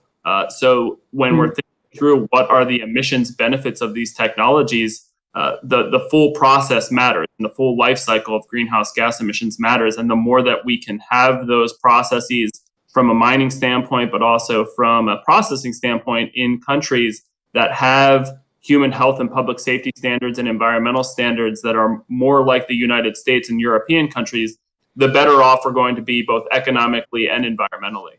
Yeah, excellent. I think that we also look at those things. I mean, often we forget that we do actually have rules and standards here. So I appreciate your comment on that. One other issue I want to ask you about is the Biden administration canceled the Keystone XL pipeline, which obviously we've heard about, creates jobs for Americans, but it's refused to implement the full sanctions on the Nord Stream 2 pipeline to prevent its completion. Can you give us a comment about that and what your expertise on that is? Yeah, I'd largely just say that it's frustrating, both from an economy and an environment standpoint. This is a pipeline that could efficiently carry up to 830,000 barrels of oil per day, the Keystone XL pipeline, that is. And even the President Obama's State Department, back when they were first reviewing the pipeline, said that it would not meaningfully contribute to climate change. And the reality is that oil is going to come out of the ground regardless of whether the pipeline is built or not. And now that oil is going to be transported by rail or by truck, which are much more inefficient economically and environmentally for North America. And so that's problematic. And in the meantime, you have something like Nord Stream 2 with dirtier Russian gas that has geopolitical implications as well. So hopefully the Biden administration holds true to calling it the bad deal that President Biden did back in 2016, because we need energy infrastructure. We're going to need pipelines, natural gas pipelines, transmission lines for expanded renewable energy, and we need those projects built in a timely, efficient manner, or else a lot of these targets are just going to fall by the wayside because they're going to be stuck in zoning problems or lengthy environmental reviews or lawsuits by NIMBYist activists, and that doesn't get more efficient technologies built. Well, I appreciate the answers, and actually, we'd love to have some natural gas in New York that's not going to be spilled by truck or by rail, because we don't really have a whole lot of rail. But we definitely think that the pipelines could be, ironically, the more environmentally friendly way to go with our abundant natural gas resources that we have in New York, which have actually brought our emissions down, and New York City has become more reliant on natural gas, which is not it's not the emission-free standard, but it's certainly better than some of the resources we've used in the past. But I really appreciate it. I think my time is running out. I can't see it on there, but. Well, if I could just add, it's not just been natural gas too. I mean, in Pennsylvania, where I grew up, my parents finally got dirtier home heating oil with natural gas. and there's been frustrations from the Canadians trying to build clean emissions transmission lines for their excess hydropower, which is an emissions-free source of energy as well. And so it's not just natural gas that can help deliver more affordable, reliable energy up to the Northeast, but also cleaner, affordable hydro. Obviously, which is to New York State. So we're grateful for that and love having the emission free there. But, you know, we do need energy resources, and it's always a struggle to get those resources in as environmentally friendly way as we can, you know, from all the way to one end of New York State down into, you know, through Canada, all the way down through the Fraser site and down to New York City, which requires where the largest population is. But I really appreciate that reference. Thank you so much. Yeah. Thank you, Representative. The chair now recognizes Representative Schneider for 5 minutes. Thank you, Chairman Keating, and thank you for having this very important hearing. To our 4 witnesses, thank you for the work you do and the patience you've shown today, sharing your perspectives and insights with us. It's very much appreciated. I don't think there's any question that the impacts of a changing climate are an existential threat to everything we hold dear in our society, in our planet, and the need to take action is clear. And so having this conversation is obviously very important. You know, my view is that the United States can't solve this problem alone. We have to work with the world, but the world can't solve the problem without the United States. So it's important that we build this relationship across the ocean, across the globe, and work with all nations to try to take action. I'm reminded of President Kennedy's famous line about talking about going to the moon. We choose to do these things not because they're easy, but because they're hard. And there's nothing more hard, I think, before it's been tackling climate change. We have, as we've talked about, the need for energy. All of us, the fact that we're having this conversation on our electronic devices, communicating across pipelines of electrons moving, but we're able to be together even though we're in different places, requires energy, but it also enables us to do great things. And that will be true in the future as well. You know, we talked about the need to address it, the why, it's an existential threat. We talked about the when, it has to be now. One of the biggest challenges I see are the what, the hows of how we do this. And Mr. Timmermans, you touched on this. I'd like to touch a little bit on your thoughts on the European Green Deal. In your testimony, you list a number of things that the package will reflect: carbon pricing mechanisms, energy efficiency, renewable energy, carbon sinks, sustainable mobility and transport. And that's not an exhaustive list, but it is a long list. If we achieve everything that is envisioned in the European Green Deal on those items alone, will that solve our problem, or do we still have much more to do? Oh, we have so much more to. We have so much more to do, I'm afraid to say. But if we were to be able to implement the legislation we will be proposing in the next couple of months, then I think we can reach, as Europeans, our target of reducing our emissions with 55% until 2030.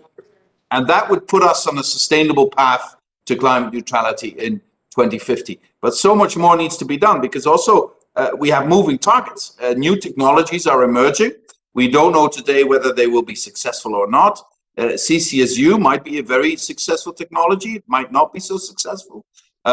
We have other ways of capturing and storing CO2 that might be successful and might not be. So we also have to be light on our feet in making decisions on where we invest. But the thing that's helping us in Europe is to have just a clear plan of how we can get from where we are now to where we want to be in 2050, and have the intermediate steps in 2030, 2035, 2040, etc. That's helping us plan what we need to do. But at the same time, I mean, nobody would have thought, for instance, 10 years ago, that offshore wind would be such a success as it is today for Europe. Nobody was talking about green hydrogen 5 years ago. So, you know, you have to account also for technological breakthroughs. I mean, human invention is still a huge driving force here that we need to embrace. Well, I think it's critical that we rely on that invention. Necessity is the mother of invention, and the United States can lead on that. We have the greatest R&D, some of the best universities and other research institutions, but we do have to work with the rest of the world as a part of that. And Dean Kyte, if I can turn to you, you know, as the Dean of the Fletcher School, understanding the importance of foreign relations between nations, what more can we do to help both national leaders across the world, but also their publics understand that the steps we take are but first steps. We can get there. We have to get there. And we can do it in a way that is going to create jobs, lift up economies, not hold us back, but move us forward. So I'd say I think it's a great question. I think that there is a steadfastness. This is a sprint and a marathon, and I think publics want action because they see the climate impacts all around them, from extreme weather events to changes in the price of food and availability of food, etc. And so I think that the storyline of where the new jobs are, where the very young population of the planet is going to find employment and well-being, being in the technologies and in the devices that work in a decarbonized global supply chain. And I think that's as true for Kampala as it is for Kansas City. It's as true for Ottawa as it is for Osaka. And so I think this is what, people want to see countries working together. So if you're in a developing country, you want access to markets, you want access to the technology. We have amazing technology. Green hydrogen will be revolutionary for North America and for the European Union. We need it to be revolutionary for the north coast of Africa as well. And so making sure that these things are available in real time will be very important. But I think that the United States and Europe as steadfast partners in a sprint and in a marathon is something which it needs to be, I think, developed in terms of actions, not just words. And here, really, the financing for the adaptation and the resilience. Climate impacts are having a huge impact right now on the people who are the most vulnerable and the least able to chart their path forward. And I think there is a sense that there is some responsibility borne by the countries that got us to this point. And so finding ways to unleash entrepreneurship and activity around adaptation and resilience will be very important. Thank you. My time has expired, but this is a big task, and we'll have many more hearings on this subject, I'm sure. Thank you, Mr. Chairman. Thank you, Representative. And roll calls have been called. We'll be able, I think, to negotiate around that.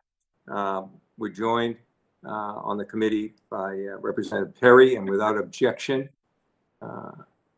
hearing none, recognize Representative Perry for 5 minutes. Mr. Chairman, I thank you and the ranking member for holding this hearing and offer this time to me. Secretary Espinosa, I want to read a few quotes from your testimony, your Twitter account, and recent public statements. I quote, "Climate change is an existential crisis that over the long term is a threat to humanity's very existence on this planet," unquote. And then climate change is an emergency that could eventually end human life on this planet. Despite every study, every report, and the clear warnings from scientists throughout the world, many nations are sticking to their business as usual approach. Now, you retweeted UN Secretary General Guterres's authoritarian demands to subvert representative democracy across the globe when he said, "I call on leaders worldwide to declare a state of climate emergency in their countries until carbon neutrality is reached," unquote. You retweeted the UNFCCC's tweet at UN Chief Antonio Guterres today, called for an end to the war against nature and an increased ambition and commitment from governments to tackle #climate change, unquote. Man, these are hyperbolic statements not based on science and actually don't reflect reality. Instead, they are intended to inspire fear of impending doom and instill blind compliance with UN edicts through implied threats of coercion and for those who dissent. Unfortunately, this is just the latest example in the UN's long history now of doomsday profiteering over the climate that precedes the UNFCCC's existence. In reality, this kind of rhetoric precedes every UN climate summit as UNFCCC leaders try to justify its continued existence despite decades of failure and attempt to coerce politicians into selling out their prosperity, liberty, and freedom of their constituents in return for a system of socialism and oppression run by the UN central planners. This historical context creates a credibility crisis for the UNFCCC, one that cannot merely be overcome by stating the science is clear. That's not enough. Given this credibility crisis, I'm actually disheartened by the fact that you are now demanding we impose significant economic harm on our constituents and send hundreds of billions of their hard-earned taxpayer money overseas without acknowledging what I consider to be the elephant in the room, and that is that China's massive build-out of coal power plants and intent to continue this practice for at least the next 5 years is somehow in compliance with their NDC that allows for a 30% absolute carbon emission increase. You know that if the US were to reach net zero today, China's emissions would completely replace them in 3 weeks. That means that all the economic harm imposed on our constituents would result in zero climate benefits, even under the most alarmist assumptions. I got to say that your silence on this matter is indicative of a larger concern about the Communist Chinese Party's influence over the UN and the UN's hostility to America's interests. Ma'am, is it the UNFCCC's position that the United States should sacrifice its economy to pick up the slack of the rogue, genocidal CCP regime?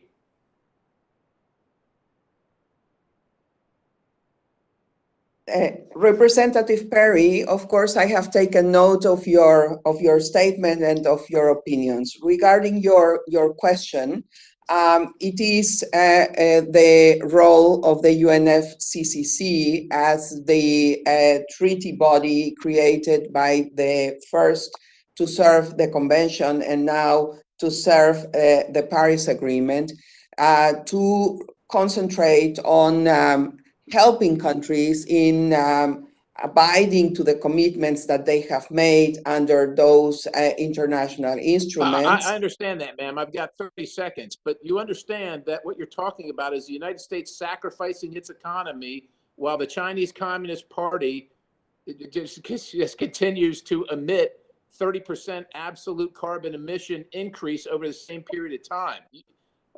Let me just say this. The U.S. withdrawal for the UNFCCC is, in my opinion, long overdue. It's not about science. It's about politics. It's about socialism. I intend to introduce legislation to do so this week. I appreciate everybody's time, Mr. Chairman. I yield back the balance. Thank you, Representative. And I want to thank our witnesses, if I can, take a few moments for some closing remarks of my own. We have an extraordinary witness panel here today among the world leaders, people that will be making great decisions, shaping great decisions from so many perspectives. Mr. Loris from the private side, which the private side will have a major role going forward. Dean Kyte, your points on emerging nations and the importance of financial markets and other countries moving together and the opportunities that presents beyond just the climate issues were really quite appreciated.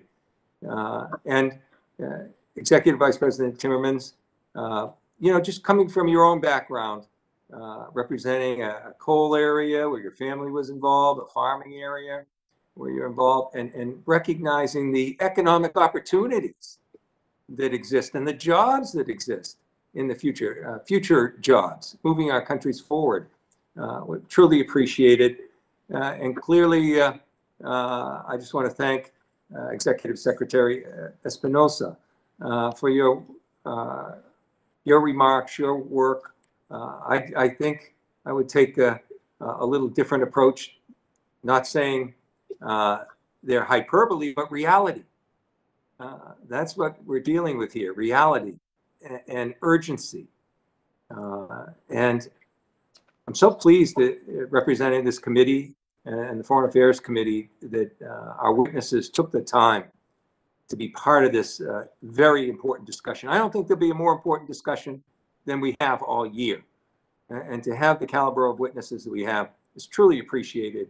And I hope we can move forward and work together in the future with any suggestions you might have as to how we could better address this existential issue that's in front of us. It's also an important week. I think it's very likely there'll be a major announcement coming from the White House this week, from the president this week on this matter. So I do believe it's not only important in terms of the global clock, but it's very relevant in terms of the decision-making and where we're moving in the United States as well. So I'll just deal with some housekeeping other than my profound thank you for investing the time here with us and the time you spend when you're not here with us dealing with these issues. And I hope we do as well in this effort as the Boston Red Sox are doing in the American League right now. So if I could, I'll just read some closing housekeeping things I have to do. Members of the committee will have 5 days to submit statements, extraneous materials, and questions for the record subject to the length and limitation of the rules. Again, I want to thank extraordinary panel for their time and their knowledge. With that, I'll declare the hearing adjourned. Thank you so much. Thank you. Thank you.